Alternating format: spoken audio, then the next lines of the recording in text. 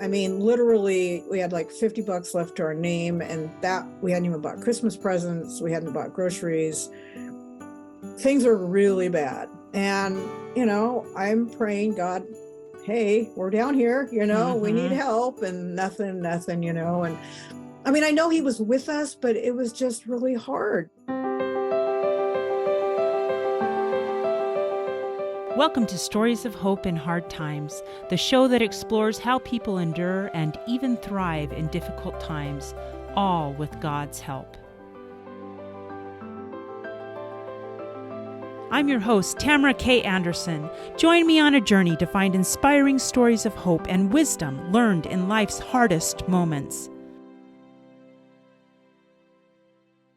My guest today is an author, editor, and writing coach. She's taught creative writing classes and served as president of her writing club for 6 years. She's authored 4 books and helps writers overcome their obstacles and write again. She lives in Bakersfield, California with her husband, 2 rescue dogs, and 2 rescue cats. I am pleased to present Joan Raymond. Joan, are you ready to share your holiday story of hope? I am. Thank you for having me on your show. I am so excited to have you here today. And I thought we'd break the ice today by having you share a holiday tradition that you do in your family. Okay. Well, we have kind of an odd one, I guess, or maybe not odd, but we've been doing this for about 20 years. So my kids, their dad lives in a different city, and we were always trying to figure out, how do we all do Thanksgiving together? So this is a Thanksgiving tradition because, everybody wants to do dinner. And so we started thinking, what about breakfast? What about if we just did this really, and it didn't even have, some years it's really fancy, but for the most part, it's eggs, bacon, hash browns, biscuits, if somebody wants to throw something else in there, coffee, but it's fairly simple because it's supposed to be us getting together. So my kids come from different areas where they live, and we all gather for breakfast. And while whoever's making breakfast, sometimes my son will get in there and he'll do the hash browns or something, or my husband will do something. We have the Macy's parade going. And then after we eat, we turn off the parade and we watch Planes, Trains, and Automobiles, because contrary to popular belief, it's an actual Thanksgiving story. It's the 2 guys coming home for Thanksgiving. So for us, it's been, like I said, it's been our tradition for about 20 years. So then that's over noonish or something. And then we all hug and everybody goes their separate ways, but we've all had family time together, and it's special. And every year, even it was like last week, my son asked, so we still doing Thanksgiving breakfast? And I'm like, you got it, so it's what we look forward to. And I think that's neat that you're able to take what could have been a really awkward situation and make a new tradition out of it, right? Right. And then, and then everybody's free to go and do whatever dinner or lunch they had planned. So, it was a way for us to compromise, but have so much fun at the same time. So we've all seen the movie so many times, we can pretty much repeat it, but it's not really the movie, it's the tradition and just being with everybody, Yeah, that's really what it's all about, and finding ways for it to work, right? Right. Yeah, absolutely. I love that. You have a special holiday story to share on the podcast today, and I thought I'd allow you to kind of introduce and say where you were at that point in your life and why this meaningful event has just kind of remained with you and taught you so many important lessons. Okay. So this happened about 28 years ago. My older kids right now are 42 and 40, and my daughter was about 14 at the time. My son was 12, and it was probably a couple weeks before Christmas. We were in a bad place financially. No money. I mean, literally, we had like $50 left to our name, and that we hadn't even bought Christmas presents. We hadn't bought groceries. Things are really bad. And, I'm praying, God, hey, we're down here, we need help, and nothing, and I mean, I know he was with us, but it was just really hard, it was just hard. And so it was a couple of weeks before Christmas, and my daughter, the 14-year-old is like, I've been invited to a Christmas thing. I'm supposed to take a gift. And I'm like, I don't have money to buy anything. And she goes, but I can't be the only one not taking a gift. I mean, you know, what are they going to say? And I'm like, okay, I will do this. Hot check, you know, God forgive me. Let's go to the Walmart or somewhere. I will write a hot check. It'll go through in a week. I'll deal with it then. At least you won't be shamed in front of your friends. And I mean, I was willing to do that for her. So she says, wait a second, I just thought of something. Now, way back 20 something years ago, there was something called shrinky dinks, and they were little plastic. It was pieces of plastic, and you would color on them or do something, and then you'd put them in the oven and bake them. And they would shrink down, and they made really cute little charms. You could do bracelets and stuff like that. And my daughter says, hold on, you know, let's not go to the store. Let me do shrinky dinks. And I'm like, okay, cool, we'll do that. I have an oven, but I need some foil pans because I can't, anytime when you bake these, you have to bake it on like a foil thing because then you throw it away because it's plastic and, you know, fumes. And so I'm like, I don't know where we're going to get these foil pans. And then I remembered I had a bunch of foil pans on top of my refrigerator. Now, at this point in the story, I need to go back to 1985. So my daughter at this point is 5 years old. So we're going backwards like 7 years, right? Yeah, no, 9 years. We're going 9 years in the past. My grandmother passes away, and they've gone through all of her stuff. My cousins, my dad, you know, all my aunts and everybody, they've gone through her stuff, and they're asking me, do you want this? Do you want that? And the one thing that they gave me was these foil metal pans because my grandma loved to bake. And I'm like, sure, I'll take, you know, her baking pans. And in it were real pans and foil pans and cupcake thingamajiggers. And I had put those, they had moved with us a couple times, and they were now on top of my refrigerator, you know, gathering dust. They were in this plastic bag.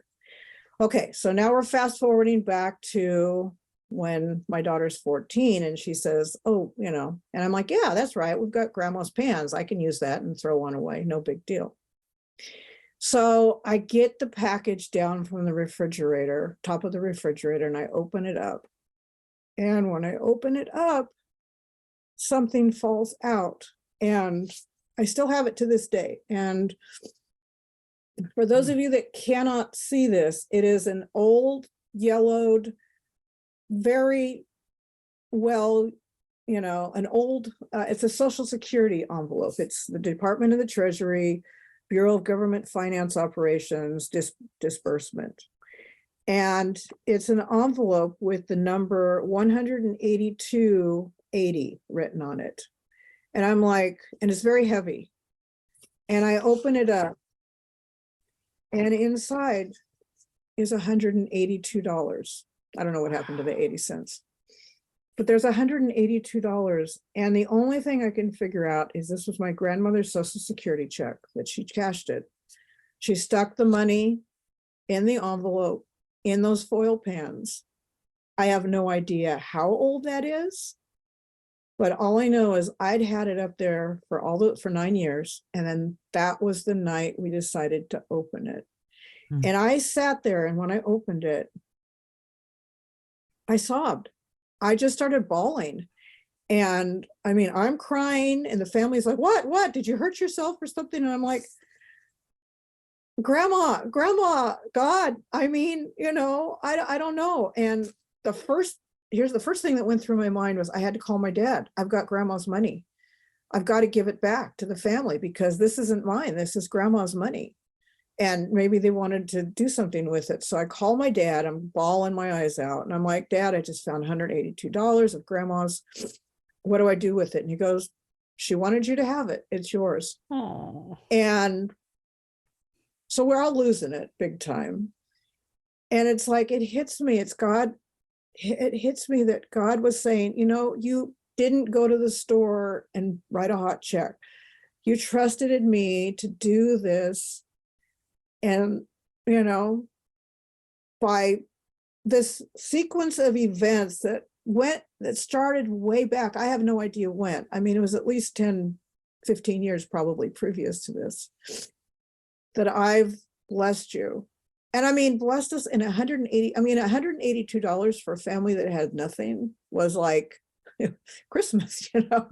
But I Mhm. mean, it was like, oh my gosh, we can buy food. We can pay the electricity bill. And Mhm. and so even though this happened like 28 years ago, I've kept this envelope in one of my Bibles. I always keep it in the Bible that's closest to my bed. Because when I open my Bible, I remember God's provision Mm. at a time where I had literally given up hope. I mean, I was hopeless and willing to do what it took to help my daughter, but God hadn't forgot about us. Mm. You know, it was his timing. And it was such one of those God moments. It was like, okay, you're showing off, you know. You know? We're going to take a quick break, but when we get back, we'll have more lessons, tips, and things you can apply to your life. Stay tuned. Hey, my friends, are you looking for a meaningful Christmas gift this year? If so, you need look no further. I have a fantastic, sweet short story. I am so excited to share with you my new booklet. It's called A Broken Down Holiday. This is the story of a widowed young mother trying to travel home for the holidays soon after her husband dies and being stranded in the middle of nowhere. And some of the hard things that she experiences and some of the miracles that you wouldn't think were miracles that she had happen. But it is based on a true story that happened to my mother-in-law. It's great for those friends that you're just like, what do I get them? Something simple that's under $5. It's a great stocking stuffer. So if you want to share this message of hope with your friends or family members, check it out, A Broken Down Holiday on TamaraKAnderson.com. If I didn't trust you before, and like I said, I have gone back to this envelope several times when things have been really, really, really bad. And it's like, okay, God, you did it once. I know you're going to do it again. I know you're not going to just leave us, you know. So Wow. anyway. I love the lessons that you pulled out of that God is orchestrating ways to save us years before we need it. You know, I love that idea, and that he notices us in our need. And I think one of the other things that I love and I'm kind of taking away from your story is that it's good to have a reminder of those miracles. Like you kept that envelope, you know what I mean? And whether you write it in your journal or make a little note or keep an envelope, that it's good to remember those things, especially when we come upon hard times again, because they're that physical reminder that, okay, you got me through that time and you can get me through this time. You know, it's that reminder. Because miracles sometimes they're not tangible. Mm-hmm. I mean, this was definitely a tangible one. Yeah. And then I have a tangible reminder that God still does miracles. Yeah. You know. I love that so much. Wow. Now you have a Bible verse that kind of goes along with that I think would be awesome to share in this holiday season. Yeah, one of my favorite Bible verses, and I'm going to read it because if I try to say it by memory, I will mess it up. But one of my favorite Psalms is Psalm 91. I love the entire Psalm, but I love Psalm 91, verse 1. Those who live in the shelter of the Most High will find rest in the shadow of the Almighty. And then I'll just say part of 2. He alone is my refuge, my place of safety. He is my God, and I trust him. And that just helps me. It helps me when times are tough and when things look bleak and I start losing hope again. Mm-hmm. Because we all have those moments, and sometimes they come at Christmas, right? They come in the holiday season when we're supposed to be remembering him, and then we don't, or we try to, and we're like, "Dear God, save me." Well, I also think at Christmas, it's really hard because there's such an expectation to give gifts to other people and, you know, be happy and everything else. If you're going through a rough time, I mean, we've had more rough times at Christmas, and a couple of years ago, we all decided, hey, let's not give gifts anymore. You know, let's just take that pressure off. If you want to do something, make something. And it took a lot of pressure off because now we gather and we hang out. I mean, the kids get gifts, yes, but you know, us adults, you know. Yeah. We're good with that. Well, and I'm thinking also back to your story about even your daughter's train of thought and how sometimes God gives us the answers by guiding our thoughts to do something instead. Mhm. Well, this isn't a solution that's going to work. And then all of a sudden you think, oh, the shrinky dinks, you know what I Yeah. mean? And so sometimes when we're in a pickle, God inspires us to know what the best thing is to do. And it's just those little thoughts that pop into Yeah. our head, Yeah. and it's always good to follow those, just like the thought that then popped into your head. Look up on the fridge. Yeah, it was definitely God coincidences the whole way. I mean, it wasn't coincidence. It was truly God, putting about, the Spirit was leading us to do this and then this. And each step of the way was just a gentle nudge, like, hey, let's do this and let's do this. And Yeah. but then the shock, I just have to say the shock was so intense that I still remember that moment when I'm like, okay, I give up, you're good. You're good.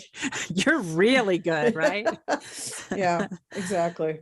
Wow, that it's such a beautiful and miraculous story. So thank you for being willing to share that. And as we come up to Christmas, I know you're a writer. Would you mind sharing with us about maybe one of your books that might make a good Christmas gift if you're looking for someone? Sure. I write in several genres. I write cozy mysteries. I write women's fictions, but I do write middle grade adventure stories. And this is one book right here. It's called Fly on the Wall. So it's for kids 8 to 12 years old. It's a sweet story. I'll read you the back of it. It says, yeah, please do. It's Metamorphosis Book 1. Actually, Book 2 has been written. It's coming out next year. So it's if only he'd known that getting his wish would turn his world upside down. Alex wants nothing more than to eavesdrop on his parents as they make plans to celebrate his 11th birthday. But when a freak accident turns him into a fly, he discovers the only one who can help him is the family dog, Meatball. As Fly Alex hatches a plan to make things right, disaster strikes. Now he must overcome the next to impossible challenges, as well as a repulsive attraction to rotten food, and transform into a human again before his short fly life runs out. Fly on the Wall is a page-turning adventure story filled with humor, heart, hope, and a touch of magic for children 8 to 12 and reluctant readers. Ooh, I love that. So That that's sounds so Meatball. fun. There's a picture. I'm showing the picture of the cover, and Meatball is a huge. He's a shaggy dog, shaggy sheepdog, and he plays a huge part in this story. So that's fun. Oh my goodness. Now, where can we buy this book, and where can we connect with you? So to connect with me, JoanRaymondWriting.com is my website.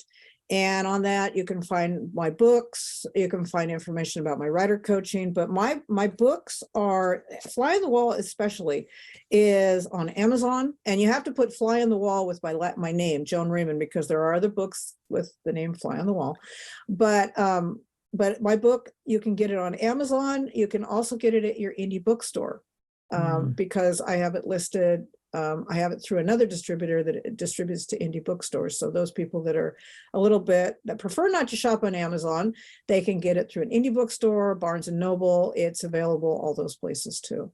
Wonderful. Well, Joan, thank you so much for coming on today and for not only sharing your miraculous story and giving us hope that when those hard times come that God is aware of us and sees us, but also sharing your stories, because stories have a way of giving us hope in unexpected times, right? And you can even do that with kids, right? Through the younger writing. So thank you so much for coming on today and sharing your story of hope. Thank you so much for having me. Hey, thanks so much for listening to today's show. If you like what you heard, subscribe so you can get your weekly dose of powerful stories of hope. I know there are many of you out there who are going through a hard time, and I hope you found useful things that you can apply to your own life in today's podcast. If you would like to access the show notes of today's show, please visit my website, storiesofhopepodcast.com. There you will find a summary of today's show, the transcript, and one of my favorite takeaways. You know, if someone kept coming to mind during today's episode, perhaps that means that you should share this episode with them. Maybe there was a story shared or a quote or a scripture verse that they really, really need to hear. So go ahead and share this podcast. May God bless you, especially if you are struggling, with hope to carry on and with the strength to keep going when things get tough. Remember to walk with Christ, and He will help you bear the burden. And above all else, remember, God loves you.